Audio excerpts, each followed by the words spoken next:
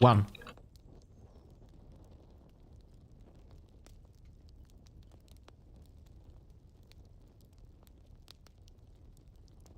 Okay, hello everybody, and welcome to another edition of Eurocast. Today we will focus on some regions. That's why we also have our frequent guest and one of the hosts, especially for, the episodes that we already had here, Snor.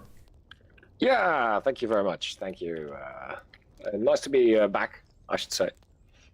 Definitely nice to have you back here, man. Also, of course, Anastias. Hello. Nice to be here again. And me, Anastias is here every time. So, no need to introduce him. So, Snor, maybe somebody doesn't know you from, the past episodes. Gosh, yeah. I hope they do, but if you don't, I'm Snor. I run the Forum Gotterfunken Discord, and I also do the r/European Union subreddit on Reddit. So that's basically my qualifications as far as European things go. Yeah, that's basically me. So. And that man also knows so much that he could be an MP tomorrow, and he would just wing it. Oh, no way, man. No way. I'm way too ugly for politics. You know what I mean? I'm better for radio. Orban is a politician.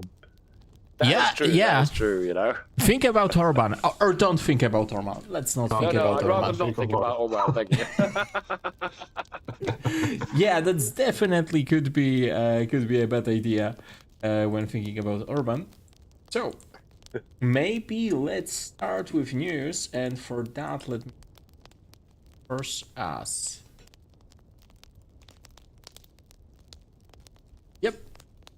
Now that's fixed.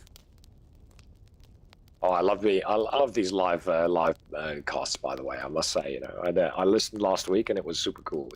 So it's nice to be back, man. Yeah, definitely. It's something special. We've I think the Eurocast's been going for 4 years now, off and on. This is Eurocast 5.0. So we've started 5 different times. So, and it's nice to have, because I used to be on it quite frequently as the host. It's nice to, what you guys are doing is, it's so much better than what I got, so. Thank you for that, man. Rarely hear that, but, some, web radio experience here and there. Yeah, I think that's the difference, Yeah, you see, you just need to watch more anime. That's the official recommendation for that, I feel like. I was getting started on anime, man, Okay, also today, I already fixed my microphone settings. So today, I think, instead of adding the live that we currently have to the podcast playlist, we will actually add something that's, cut and mounted, because, we are live. So there might be overlaps, there might be things that we want to cut, like technical issues, stuff like that. Definitely the bitrate will be way higher. So that's also the benefit for that. So just reminding everybody, please go to the tab when it comes to podcasts on our channel.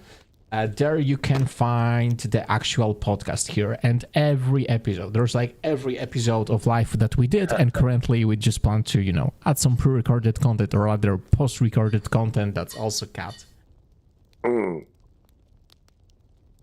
Unfortunately, still the video about my AI hiring rant isn't live. I think we'll do this weekend, but Oh, nice. Yeah. That's as far as the plans go. We're gonna get it up. Don't worry. Yeah, we'll get this out. As then my microphone was actually cutting out, and I was very not happy with the recording that I have. But now that's fixed. Okay, let's start with our first topic. News topic: Ukraine war. Germany sends Patriots. UK and US metal ban. China sells military parts to Moscow. Which, so much of a superpower if your main suppliers of your war machine are Iran, North Korea, and China. Yep. Yeah, not a good choice, Especially if you're like Russia, you have so many people, so much land, so much resources, and yet, sure, you need to go through this. But one of the things that I feel like are very important and like not highlighted a lot, banning trade in Russian metals. That's huge. Because, every time they actually mine metals and refine them and sell them to us, they have the same pile that they just sent to us ready for their use. They are actually using us to finance, the extraction and everything so they can have it for themselves. Which, by the way, is the reason why CR71 was made from Russian titanium. Oh yeah, is that true? Oh, that's really cool. I'm not sure actually if the EU has banned the sale of some Russian metals, as it says here. I don't remember any announcement from the EU. I don't think so. No, I think the UK and the US are ahead of us on this one. Yeah, we need to push for that here. Yeah, I think that has more to do with how the steel industry in the EU has been basically neglected for a whole long while. I think the biggest steel manufacturer in the Netherlands so far is Tata Steel, which is an Indian company actually, who invest in steel production here. So that says something about how we treat how we treated our resources, our strategic resources. Yeah, we need to improve on that. Totally. And by the way, fun fact. There is one country that is leading aluminium production and refinement. And that is Iceland. Iceland. Really? They have cheap electricity, cheap energy, so they can do it on scale. And then can compete in cost. They have free geothermal energy.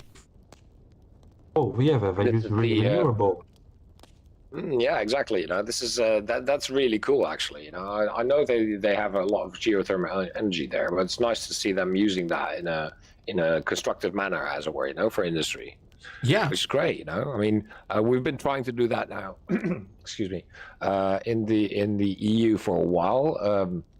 We're trying to transition to producing steel with hydrogen, basically, instead of coal.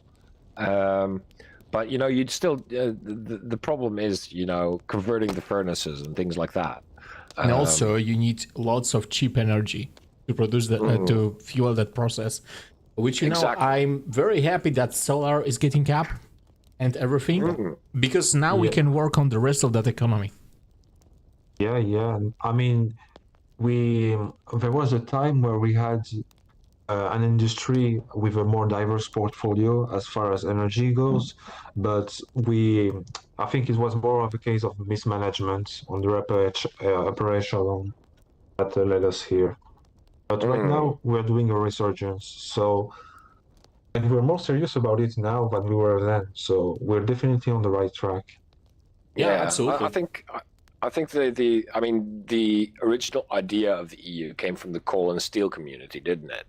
And that basically set that was made because those were the strategic resources at the time. Now, of course, coal is being phased out, but steel is still very much a strategic resource, which we have to, we've been flooded with cheap Chinese steel and cheap US steel as well. And that's basically also kind of decimated the industry, and this has happened in more sectors. This is also still happening with solar. China is flooding the solar market at the moment with cheap solar panels, and which is, it's great for consumers, but it's not good for producers locally. And because these things are kind of strategic resources and strategic things, it's it's hard to let those go. We should invest in our local thing, and then so what if your steel basket in the shop costs twice as much? I mean, then that would have to be the price. Of course, I mean that works on inflation, and we see that as well. We see the not only the aftershock from from the COVID and from the Russian invasion in our inflationary figures, but it's also because we're having to invest here at home instead of abroad. That's I guess the cost I of mean it all sovereignty. together. Sorry. That is the cost of sovereignty, basically. Yeah, absolutely. Exactly. I really feel like we need to increase tariffs on things like Chinese steel. Not solar though. Not solar though. Just because, getting us up to scale to produce solar at that scale that we need. Yeah, that's kind of hard. Yeah. I mean, we've already kind of made that leap, I think. So it's nice to have the. We're already on the cusp of having enough solar, in our villages and in our towns, to kind of offset what we're producing, together with wind power. But we still have a way to go. We're almost there. And at that point, when it starts becoming more difficult to get stuff, because we all know that at some point China is going to try to screw us over, right? Absolutely. At that point we have to go. Then we have to have those resources ready here at home, or at least developed in some way. Right? I really feel like, sorry, Nastis, I will just include that for a while. I really feel like, when it comes to Chinese solar, man, it's great that now it's cheap and everything. But it would be better if you could pay 50% more and have the same shit produced in the EU. Because if something goes wrong, the warranty is handled by the Chinese side, and they will absolutely use that against us. I mean, they already are in some way. Yeah. They already are. It's just that right now we are not in a time of, I want to say, a great confrontation for now, at least. But when it comes down to it, the most determining factor, I think, like Snor said, will be to have already a bunch of resources stored up. But the most important factor will be, I think, an actual coordinated response. Yeah, we need that. By the looks of it, right? I mean, we've got our elections in June, right? And the parties which are still very much ahead are the EPP, which is trying to kind of do the populist thing and China bad. Right. So it's good to see China bad, right? I mean we all agree, after the things that they do over there and the way that they deal with foreign policy is not something that we want to encourage. This is also like, I want to shine a light on something, because some people are like, no, China doesn't support Russia that much. China sold lots of military vehicles to Chechnya, and it was after the invasion started. Lots of them. Lots of APCs. Not tanks. Not tanks, mind you, but... Wait, people say that they're not really sure that China supports Russia? Yeah, like somehow, because they don't see official statements from Xi Jinping. But they feel like this is such a bad way to judge that. You can just go to the data. You can see at Chechnya, you can see that they sold over 100 APCs to them. And this is the shit that we know of. But Russia... I mean, it was in the news day. Yeah.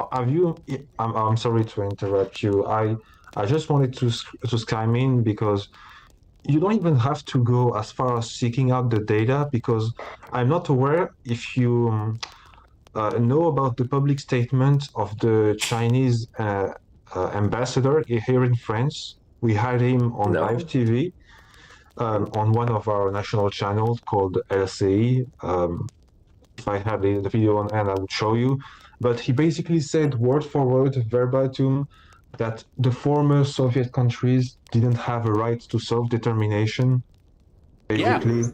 So I don't know. So how much clearer you can get than that? Yeah, exactly. I mean, what I'm seeing, I mean, this is something that China's kind of slow walking into, is the confrontation between quote unquote East and West. want to go back to the idea, their spheres of influence. And, so that China can claim Vietnam and the Philippines and all those places, That's also why I feel like very underrated companies like Fairphone, for example. Like, no, I'm not rocking their smartphone, but if I needed something that can be produced locally, I would go to them with that order. You know what I mean? Yeah, definitely.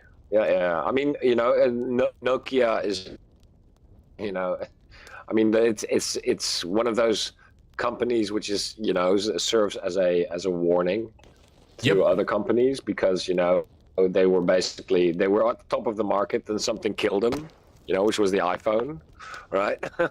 And now they are produced by HMG Global, Chinese company, and hollowed out.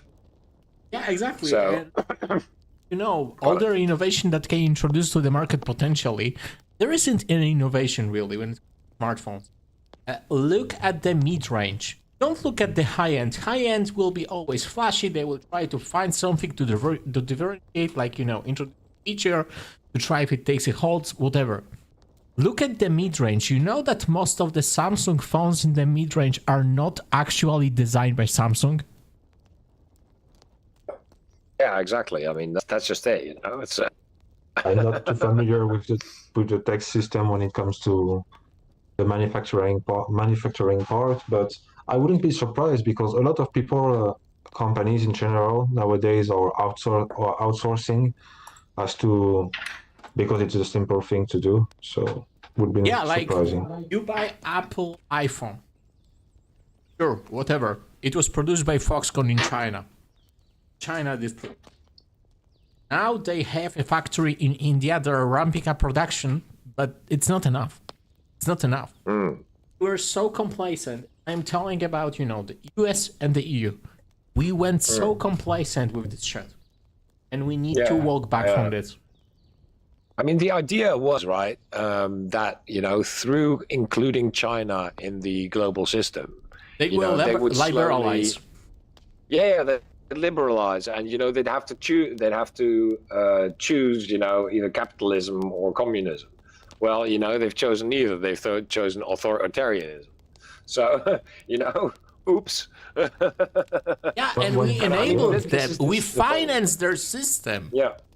For so long. I think the worst thing is that there's many people in Europe and around the world who still haven't seen that, who still haven't. I mean, the nice thing is about, us three and, our listeners is most of them follow the news quite obsessively, right?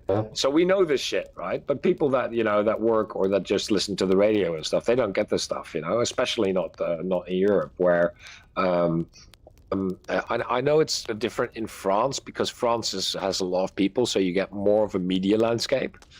But in the smaller countries, with their own language, the media landscape is just bare. It's just one or two channels. And that's what people listen to. So language shit about Poland.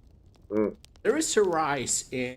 There was this site called Remix News, financed by Hungary, English language. Focused on Visegrad Group. Yeah. And, they always had their fucking spin, so the remix name was very, very apt for that. And you need to be wary of shit like that. And it's crazy because, if you search news about Poland, they will be like the third result. Oh, yeah. Exactly. Yeah. Don't forget, I mean, Hungary, for example, has a vested interest in allowing China to do what they want, because... Hungary and China signed all kinds of agreements together, so... They literally joined the Belt and Road Initiative, so yeah. Exactly, Okay, Italy did too, but, they're not part of it anymore. They quit that last year.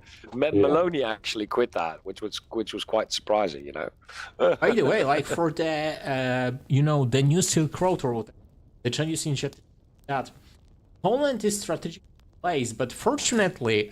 You can say lots of bad shit about our right-wing government that we disposed of, but they were smart because China wanted to buy a whole terminal for Russian gauge trains here and the infrastructure, and we just didn't allow them.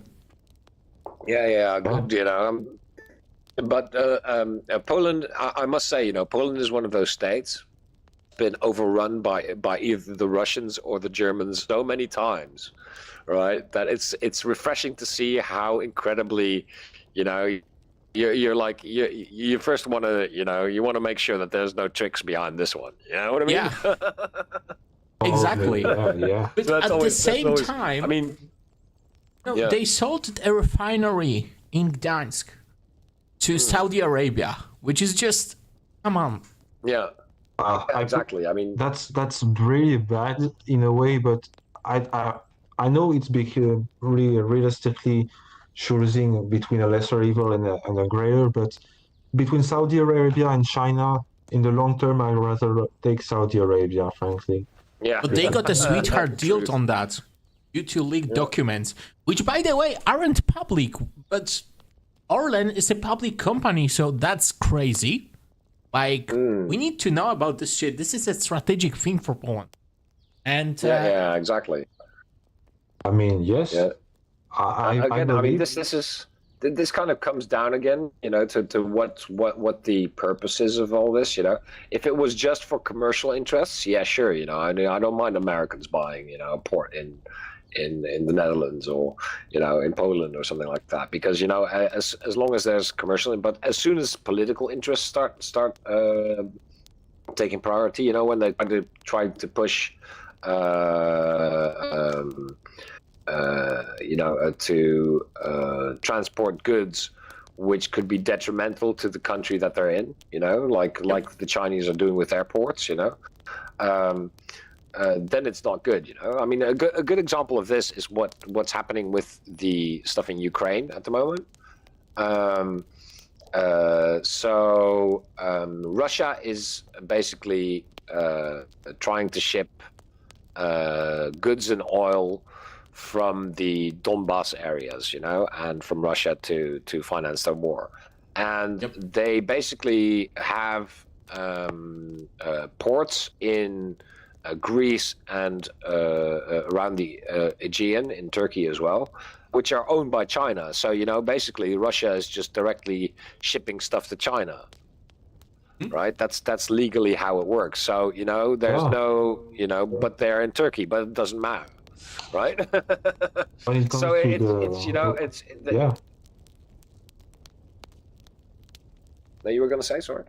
Oh, I was just wanted to add that when basically it comes to weapon and resource trade between Russia and China, they always take an intermediate. For example, in the case of the Ukraine war, it's North Korea, and when it comes to resources you were mentioning, it's like Central Asian country and most notably Turkey, of course. Yeah, exactly. also the whole Turkey's Central Asian push, honestly, I kind of welcome that. Because if Turkey didn't do it, Russia would do it. Or China. Yeah. And I don't really trust Turkey right now, but I trust them more than Russia and China, I trust them to go after the money, right? That's what Erdogan's always consistently done. He's tried to keep everyone happy, and that means that he gets more money. And I think that's the that's the key. He's not an idiot. But Erdogan is not an idiot. He's not gonna- exactly. He's definitely. I mean, you have to be, to be president of Turkey, man. You have to be like super wily. The knives all over the Hyper-vigilant, place. they tried to overthrow him once. Exactly.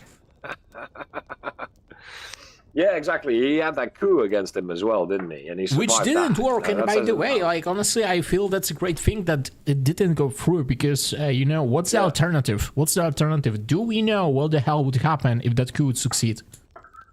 Well, yeah, we did. We kind of do, because Turkey has always kind of had coups since whenever, every time that the civilian government did something that the military government didn't like, they had a coup. Right, they've had like 3 coups since the Second World War, right? So when this one didn't succeed, everyone was like, "Oh, finally, finally the civilian government in Turkey has won," right? Yeah, and like you know, So- if they would turn it into a military dictatorship, like people say all the bad shit about Erdogan, which are fair. Yeah, so you know, anybody that gets my position, this is fair. You can have lots of criticism about Erdogan, but military junta that would go into place after that, Yeah. you don't know shit about them. Yeah, exactly. You know, I mean, the last thing you want is to have a repressive state in NATO. You know, that would work counter what we're trying to do. You know what I mean? This makes me regret I think- Ataturk, really. This makes me really regret Ataturk. You know, at the same time, I wouldn't say so. Because before Ataturk, Turkey didn't have a national identity, which is very important, I feel like. Like, you need national identity. You need this concept that, hey, something may be good for the nation, even if it isn't good for you. I was just thinking, guys, you know, we're gonna get so many angry Turks in the comments, right? You start talking about Ataturk, Anastias. That's it. You know, we're gonna get like 20 Turks going. Hey, no, what no. are you saying? You Oh know? no, let me be clear. I meant that I missed Ataturk. Yeah. If we had Ataturk still Yeah, today, but it doesn't matter what you say. It doesn't matter what you say about him. You know, it could be either good or bad, and they'll just show up and start bombing. You Man, know what I mean? when you're politically That's good for the- savvy, good for the viewings, you know. like, you know what happens when you're politically savvy? Like, lots of people will say you're a fascist, and lots of other people will say you're a communist. Just the nature of things. Yeah, definitely. I've had that so many times, being the mod of r/European Union. You know, I've no idea, right?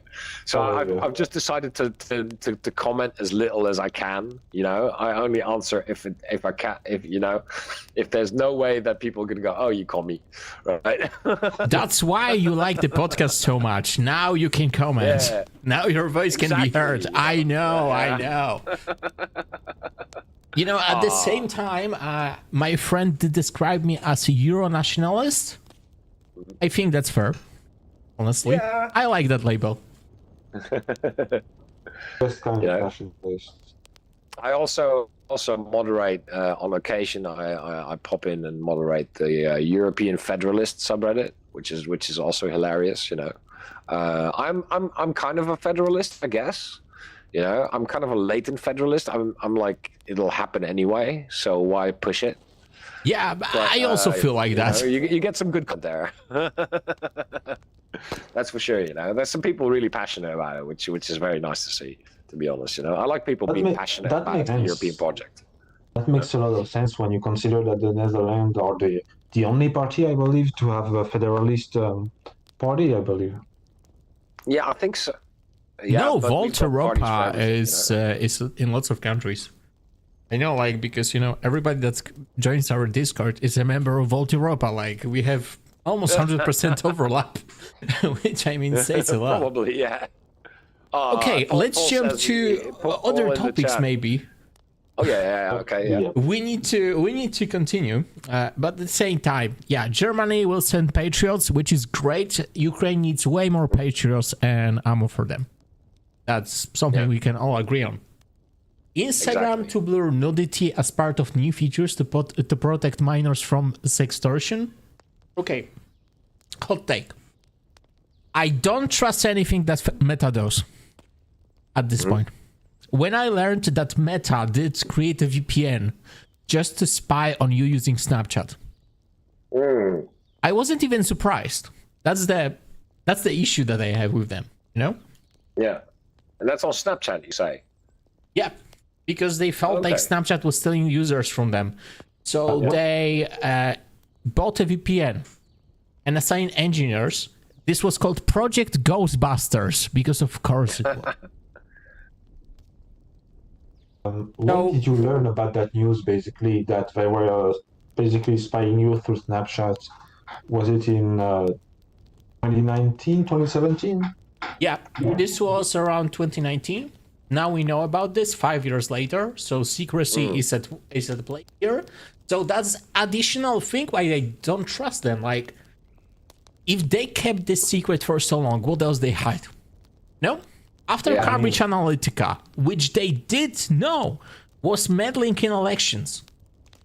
Oh yeah, they did that for us. I remember they basically were showing.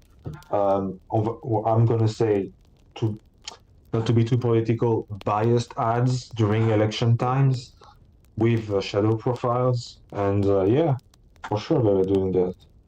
Yeah, so Yeah, I that'd just, be, I see that and it's a welcome addition. But how will they abuse that? You know? yeah. I mean, the nice thing is the European Parliament has now tried to stop that. Basically, they're trying to stop political ads during election time. I'm trying to find the article. I'm having a bit of trouble here. But basically, people are starting to really, take it seriously now, which is kind of, 5 years too late. But, at least that's starting to, you know what I mean? We have a law about election silence in Poland.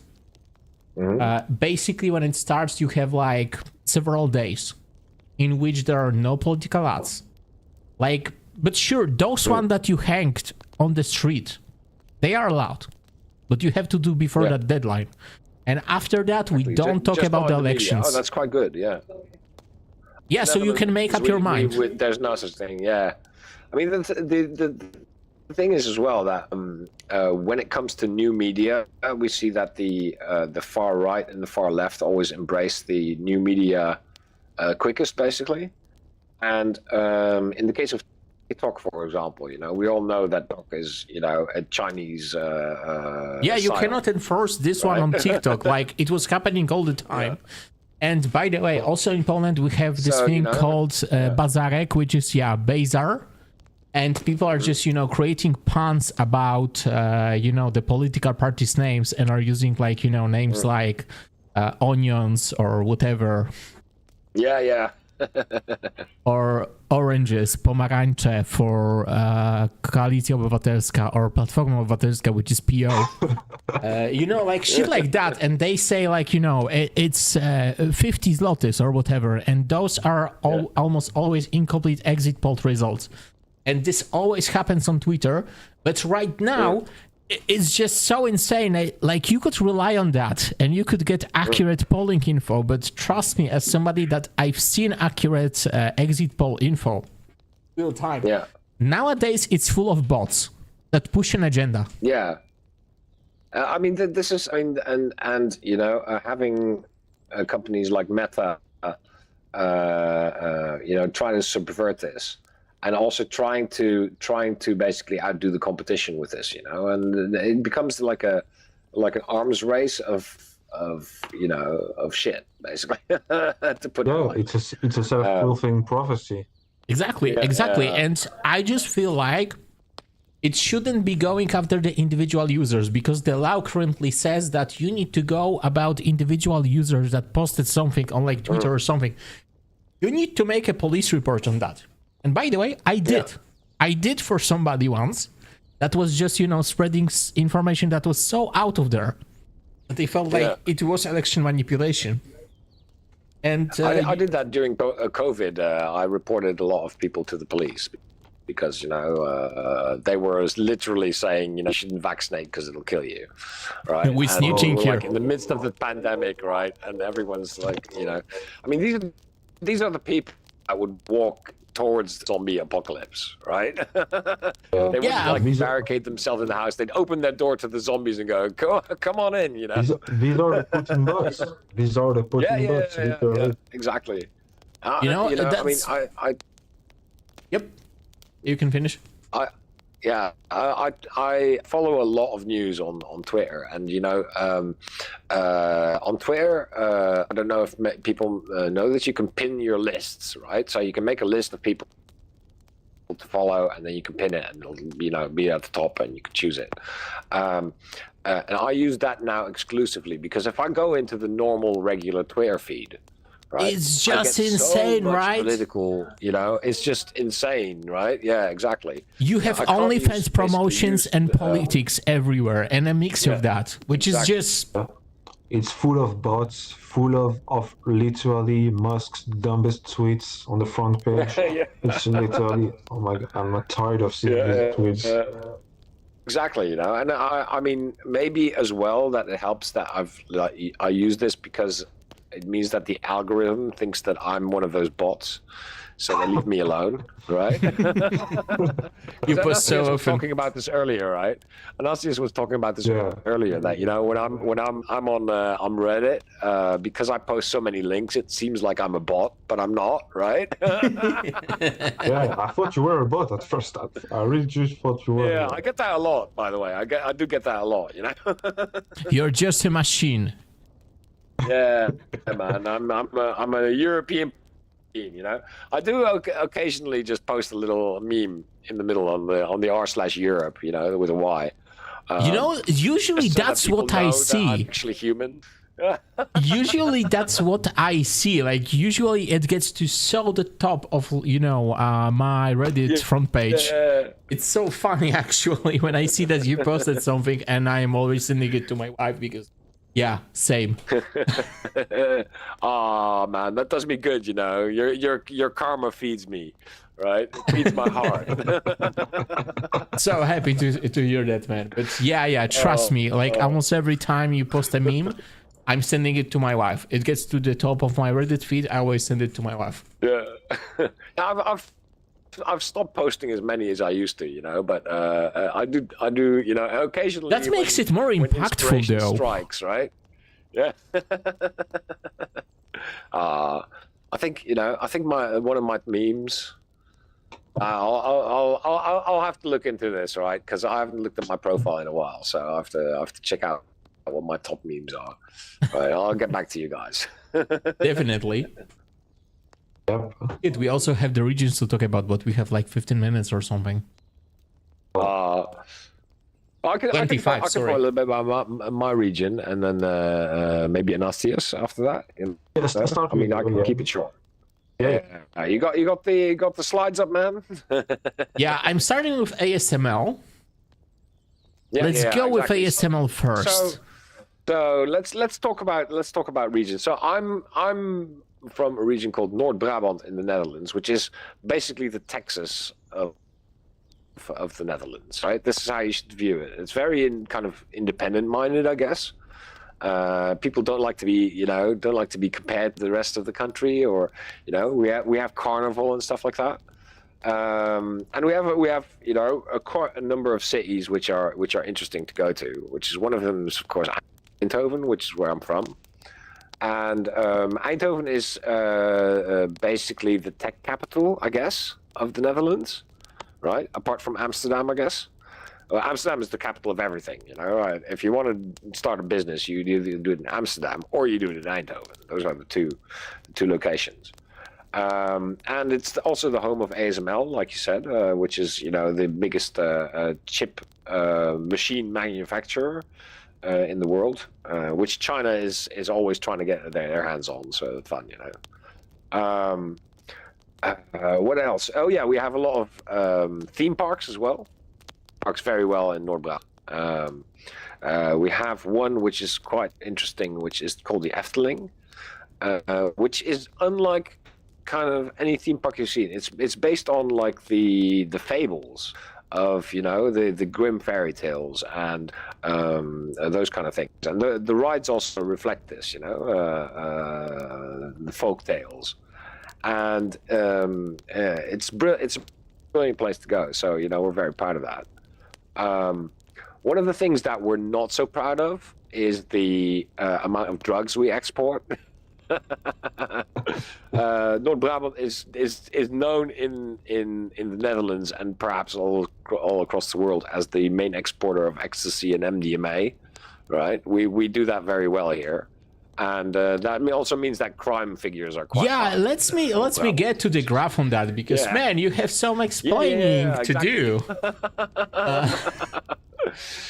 So I gave you two graphs, right? I gave you the one like the picture, right, and I also gave you like the link, right? I'm currently at the picture. Yeah. This is something. And by the way, this province is also the top exporter of MDMA to Canada and the US. So if you were partying and you felt very good, that's who you need to thank for. Chances are it's Dutch courage. You know what I mean? Dutch excellence. Yeah. Yes. But you can see this. I mean, these are the crime figures we're looking at right now, right? So you can see, you know, the northern provinces are places either nobody lives or where you can, you know, or you can live nicely. You'd expect like Amsterdam and Rotterdam, which are, you know, the Noord and Zuid-Holland, to be like the highest, right? Because that's the metropolitan area, right? That's it. But no. then there's Noord-Brabant, which is exactly. So, you know, I mean, this is we've had a lot of we do have a lot of crime here. You know, we you know, it almost does seem a little bit like an inner city kind of US. Wasn't this torture kind of room area in a sometimes. container that they found in North Brabant? No, that was in Rotterdam, thankfully, you know, but we've had much worse here. Oh, I Right. forgot about that. Yeah. Yeah. Yeah, no, that was Rotterdam, thankfully. But you know, we have a lot of people dumping chemicals from the drug production in you know, in forests, and you know, messing up the ecosystem with that. And you know, I mean, the amount of violence in the you know, in the smaller communities is also quite high. So you know, it's not always a nice place to live. Hence the nickname, the Texas of the Netherlands, right? Okay. So Question. So, if I had a friend that had a permit for firearms in Poland, I could move there, right? no, you'd have to get a new permit here. The fire. Yeah, I know, laws but here like, are quite, yeah. you know, if I Yeah, fit yeah, the requirements, Yeah, I mean, the thing about Noord-Brabant, right, is that it's many small towns interspersed with kind of woodlands. So you know, hunting is still a thing. So it's, Okay. I mean, you know, the Netherlands is starting to fill up now. So you know, we're slowly kind of urbanizing the whole thing, because I mean, it's a small country, right? I mean, if you compare it, you can basically say, you know, it's the size of London and part of the southeast of England, or part of, you know, the area around Paris. Yep. Right. To the extent. And that's what about I how love big the about country is, Netherlands, by so, the way. Yeah. Yeah. If you ever run out of place, we've got place in French Guiana. It's a bit swampy Oh. and mosquitoes, but you will get there. You can You know better what? MDMA. There is an issue with French Guiana. Then my friend would fear that they would steal the guns from him. So you know, that's also a thing, because you know, remember, yeah, sure, some people in the US are like, own guns to protect yourself, but at the same time, you don't really want to, right? Yeah, exactly. Like, it's great to shoot guns like it's sports or whatever. I mean, yeah, sure, I will use gun to defend myself if I need to, but I don't want to be forced to do that. No, I mean, there's also the thing about, you know, in a rural community, you're much more vulnerable as a family. So, you know, if someone tries to invade your plot, you know, it'll take at least 3 hours to get there, right? In that case, yeah, I could see that you want your own bit of protection, you know, just in case, right? Exactly. But you know, when you're living in an urbanized area like the Netherlands, you know, it's there's almost no places anymore where you can where you're more than an hour or so away from, you know, a major town or city. So you know, they'll have the police helicopter over in like no time if there's a problem, right? Yeah, and that's also something so, that you know, it's because some people are like, yeah, you can just use your guns to defend yourself. Man, you don't want to rely on that. Like, yeah, exactly. First, you need to shoot good, and trust me, yep, that's the requirement here in Poland. You need to shoot good to own a gun. Period. Oh, the requirements in the Netherlands are you know, insane as well. You know, when it comes to a gun. They're often compared, but you know, like, once you get into it, they're so chill here. Like, sure, you need to be part of you know, a shooting club. You need to participate in a competition. Yeah. Like, at least 4 competitions a year. Sure, whatever. Like, I want to. That's why I want to own a gun, right? Yeah. But at the same time, yeah, you can use it to defend yourself. Sure, but like, nobody wants to do that. That's not the point here. I mean, I will disarm the attacker if they don't, put their hands up where I can see them. I will shoot them in the knee, which will be quite painful and will, do what I plan to do, which is disarm them and wait for the police. But I want them to be prosecuted, not killed. Yeah, exactly. I mean, killing someone is the last resort. That's how it should be. I like what Paul's saying in the comments here and on YouTube. He's saying, and when the chopper, because I said get the chopper, and the police chopper will come. And he says then the chopper can watch the crime happen. Yeah, exactly. Yeah, you'll end up on the YouTube montage. Yeah, exactly. And also exactly. make it Don't like do a what it driver's license. Can't have one until you pass classes. Yeah, exactly. Thank you. That's the reasonable approach. Like, you know what I mean? You need to pass exams here to do that. You need to prove that you can shoot good, that the doctor clears you can shoot a gun, and the doctor assures you that you probably want to kill people. Like, you probably don't want to do that. Because, if you say to the doctor, I want to have a gun because I want to shoot anybody that invades me or something like that, you won't get it, man. Like, period. Yeah. You won't. And those type of people want to advertise that. Yeah. So I mean, in the Netherlands, the gun laws are way more strict than that. In the Netherlands, you're not allowed to have your firearm in your home, or if you do, it has to be in a certain type of safe, and they can come and check it at whatever time. The same thing. There's a special government.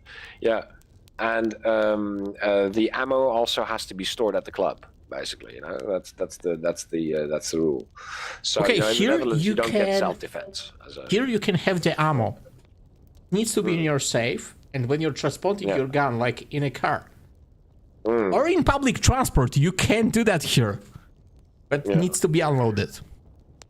I've actually looked into this. I'd love to do a course on the European gun safety stuff, because I've always had an interest in military things. So man, nice. So, you have a great person to do that with. Yep. Yeah, and also it's my separate gun, like a separate animal. I mentally feel better with one. Yeah, so that's not a valid reason to get a gun here in Poland. Exactly. Unfortunately, if you say that, they won't give it to you. If you say that you live near the Russian border and you feel better with one, they'll give it to you.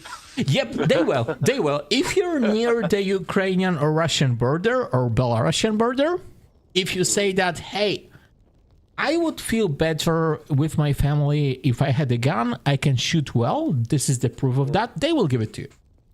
Yeah, exactly. So there's reason for it, Whereas in the Netherlands and in France, not really, right?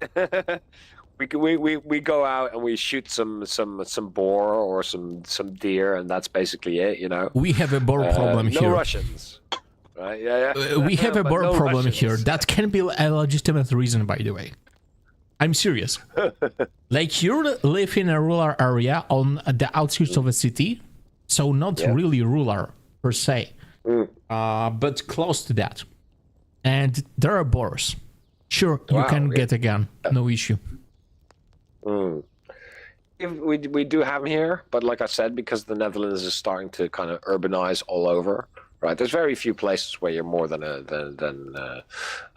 kilometer from a house. So and then it becomes hunting doesn't work anymore, because if you miss, then you're shooting into someone's house. So yeah, see, that's why they require you not to miss here. Go back to spear hunting. Yeah, exactly. We're gonna do the Asterix and Obelix thing, right?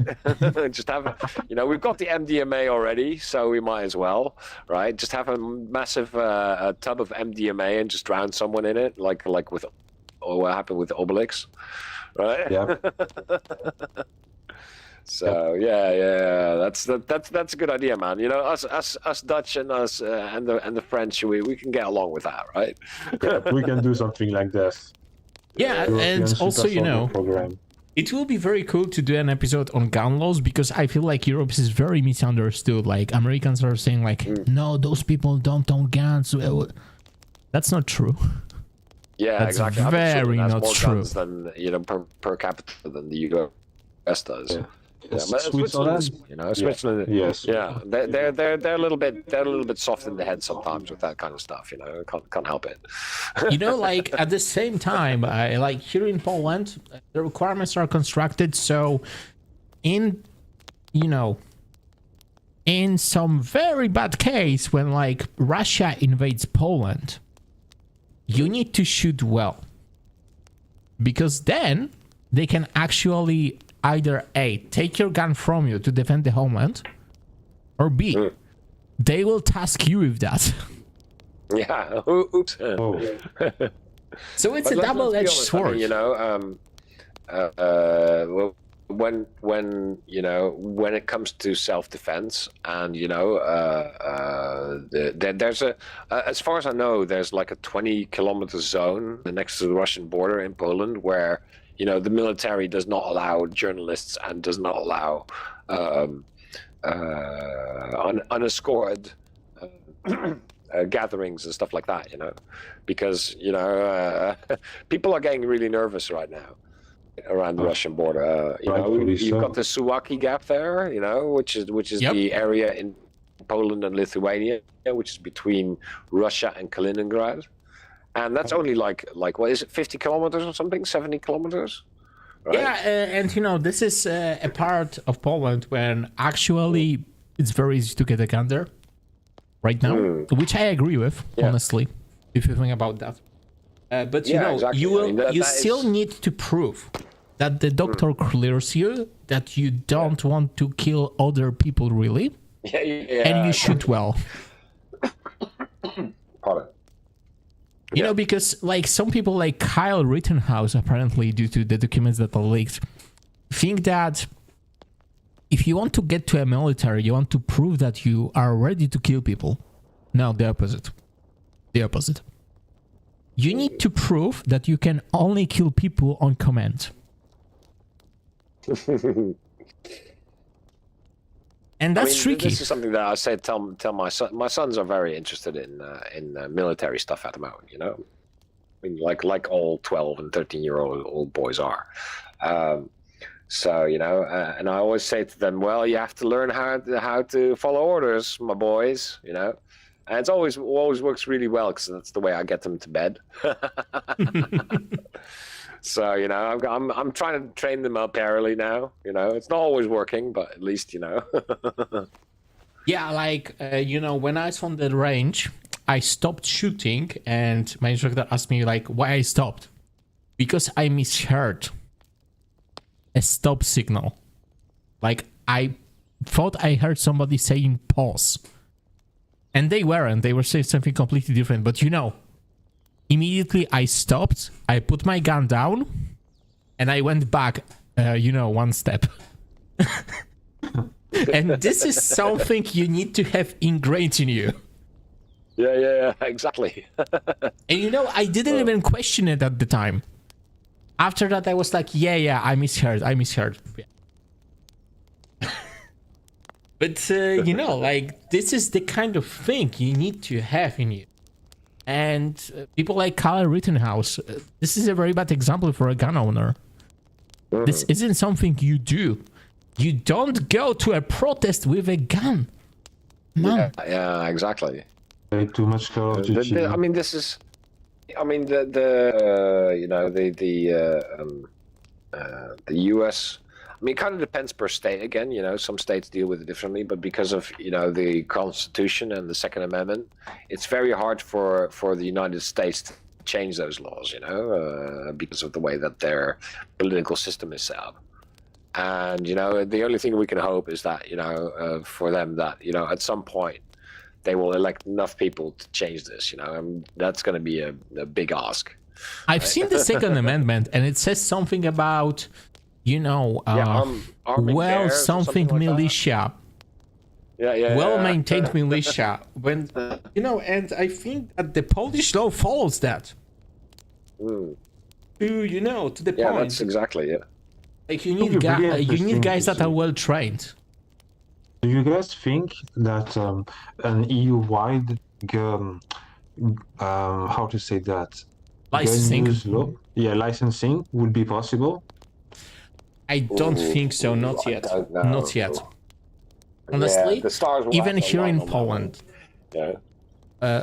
I would say how it is in Poland. Even here in Poland, you need to talk with the top police officer in your particular district of a city, for example. You What need to about- have a talk with him. What if it was region specific for each country then? You know, I would be I think something. it would be possible. Yeah, because I mean, what the EU does best is set overarching legislation for Like others minimums. to kind of fill in, right? Yeah, exactly, the minimums, right? And I think having a minimum might be a good idea. I mean, what would it take to get something like that onto the agenda? I don't think much.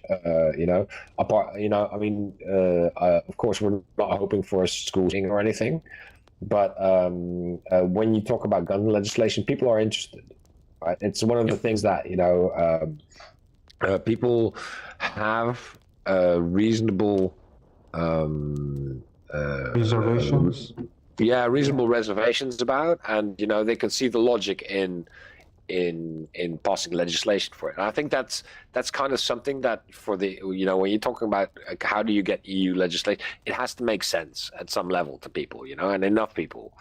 Yep. And I mean, we're in election season now, so it's kind of hard to push those kind of things through. But I mean that, you know, when the new commission takes place, that we will get something like that, because you know it's something that would make sense to everyone, and I don't think it's very controversial here in Europe at all. Whereas, you know, when you're talking about things like abortion, which is something that the European Parliament is trying to push through now, you will always have, you know, you will have a number of states which will object to that, you know, because of the prevailing political situation. But guns. I also say that guns aren't controversial here in Europe. Yeah, like, yeah, exactly. Let me set an example of like what the regulation would need here. You would need to pass background checks, of course. You would need to pass a doctor's examination, physical and mental. Regular shit. And then you need to prove that you can shoot well. And then you could get a document that says, hey, you can travel to anywhere in Europe. You can move to anywhere in Europe. Keep your guns.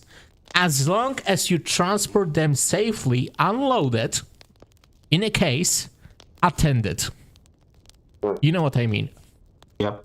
And also have a safe in your house for the guns and ammo. And, you know, then I would say, why not? Yeah, exactly. Yeah.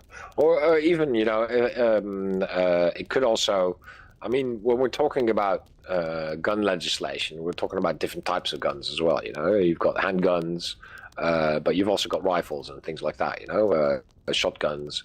You know, shotguns. I feel like Europe, that will be a larger issue. Shotguns. Yeah, exactly. Because then we were talking about farmers, right? And you know what they're like. Yeah, like I don't feel that shotguns have much of a use outside of hunting, and that I wouldn't forbid. Exactly. Like I would forbid that. You need to, exactly. get your another license in that other region. I mean, the thing the EU will probably. I mean, this will take. I mean, the thing about the EU is nothing is quick, right? Nothing will be resolved within the next few years if they decide to do something like this. Once it does, you know, the legislation will be broad enough and stable,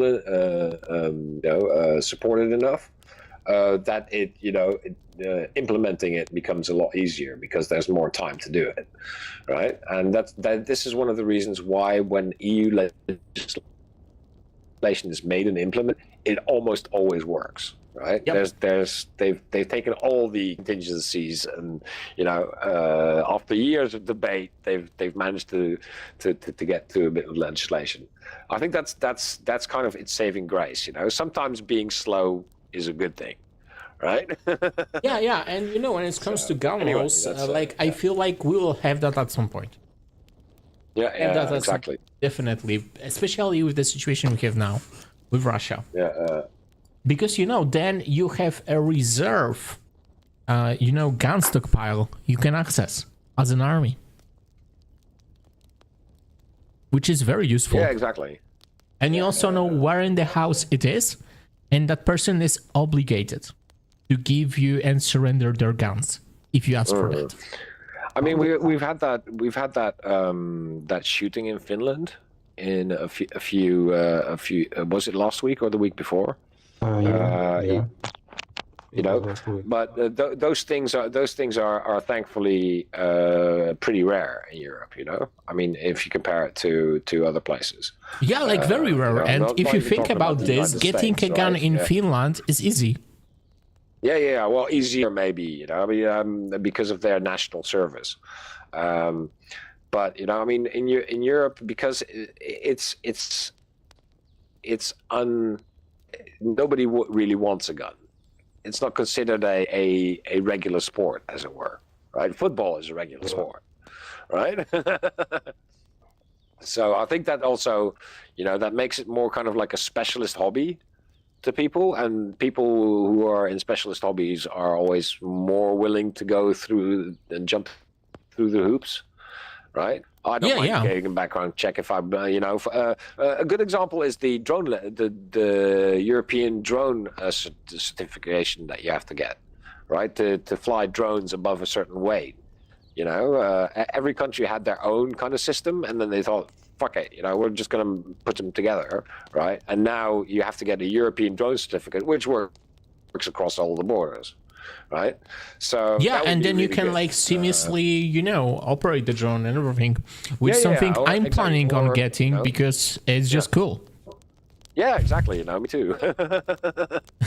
Yeah, I think Anasias, you must already have it since you're a aerospace engineer, right? So I'm not an engineer yet. No. Oh, sorry. Yeah. But that probably requires you at some point to get your drone license. I'm sorry, man. Yeah, you're required by me, man. Like, honestly. Yeah.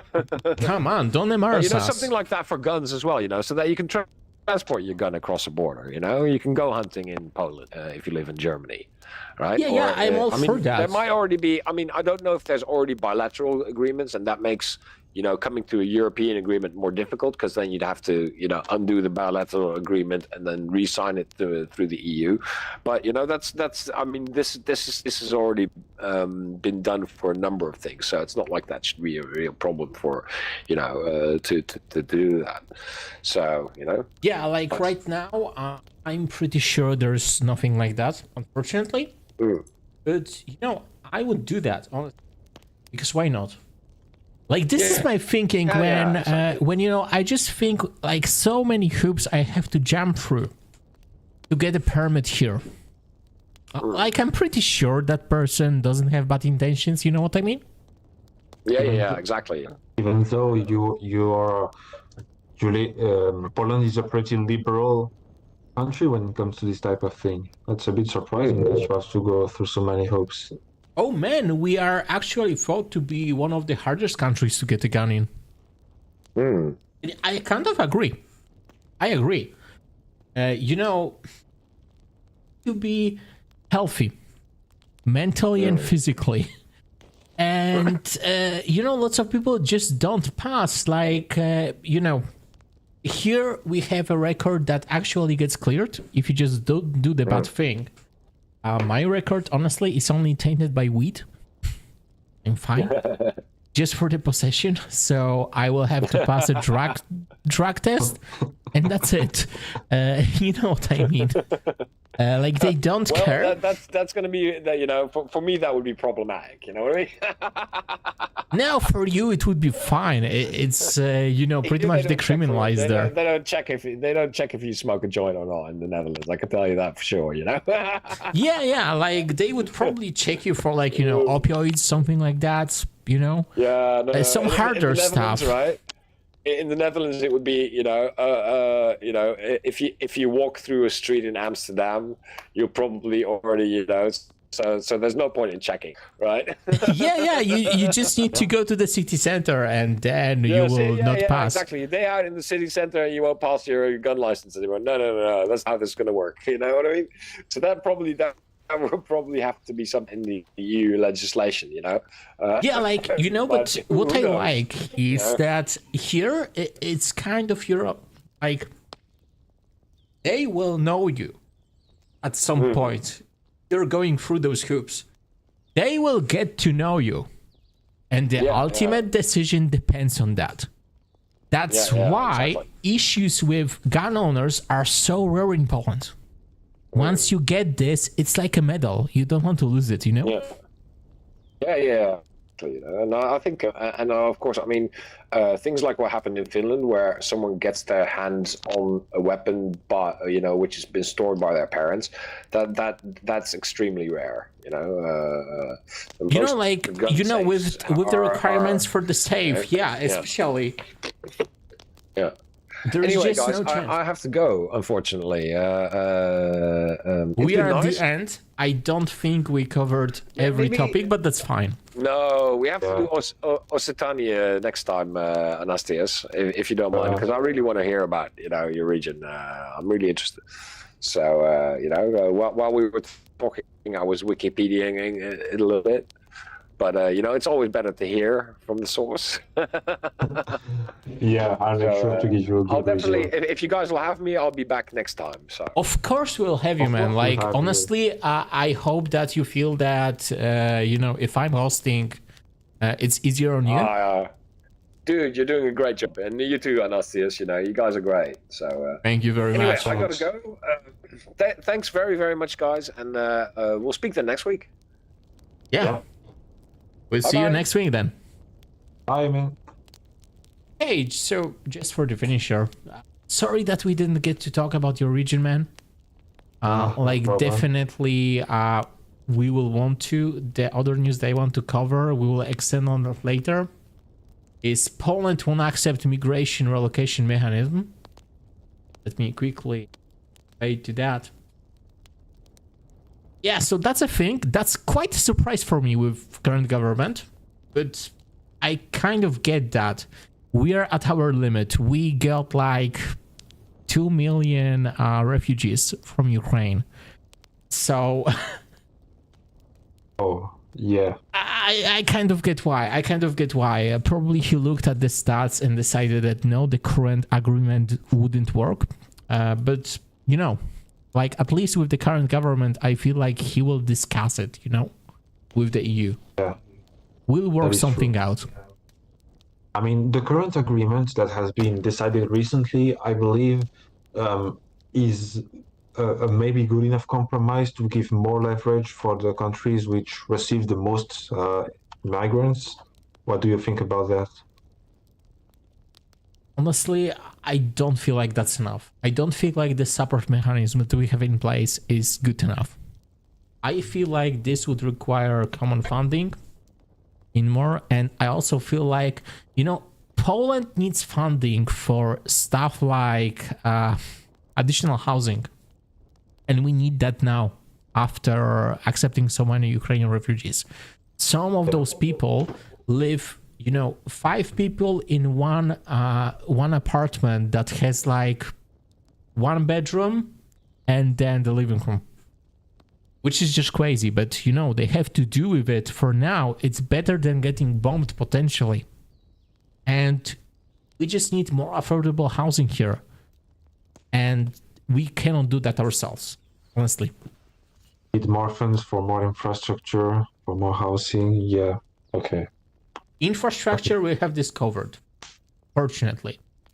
But we need more housing. Like, with the second metro line in Warsaw, which Warsaw itself accepted like 300,000 refugees. Something crazy like that, at least from the stats I seen back in the day. We have room for more housing there, but we just need investment. And COVID did hit us hard. Yeah. So I feel like this compromise is something we need to work out. But at the same time, I feel like we'll talk more about this next stream. Yeah. Most likely So for sure. thank you everybody for watching. We will be on our Discord server, which by the way for now isn't in the description. Let me fix that quickly.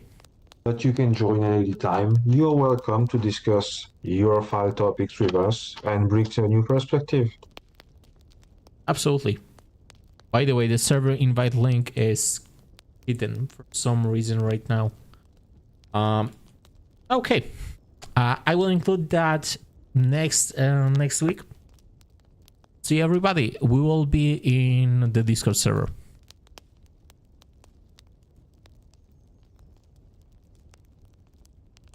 Okay, stream and